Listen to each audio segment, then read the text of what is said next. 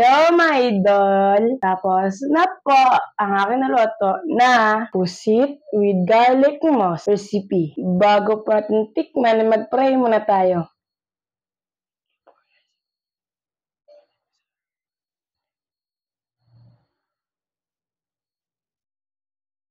Amen! Tikman na po natin. Yan. First bite tayo, my idol, na. Ang lambot! Sulit na sulit yung anghang niya, mga idol. Napakasarap. Tsaka balance sila, mga idol, dahil sa oyster. Balance sila yung anghang, mga idol, na dahil sa oyster sauce. Kaya napakasarap. Subo tayo, mga idol.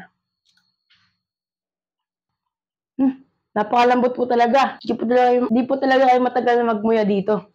Sulit yung angang. Lalo na pag may idol, pag madami kayong kanin, talagang matataob yung kanin nyo dyan. Lalo na po pag madami talaga kayo, talagang sulit po yung kain nyo, talagang mapapadami talaga kayo. Kagaya ng karaan po nagsama-sama po kami magpipinsan. Sabay-sabay kami kumain, mga idol. Napakadami po lang talaga po namin nakain.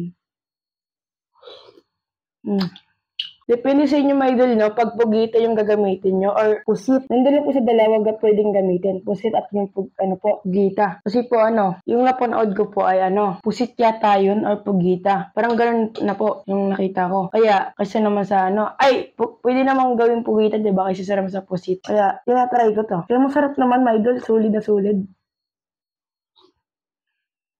Siya, my idol, no? Napakaunti lang po yung ating mga ingredients. So nga lang, my idol, medyo mapamahalan talaga kayo dito sa pugita. My idol, kung nagustuhan niyo tong video na to, pwede po like and share and subscribe. And goodbye!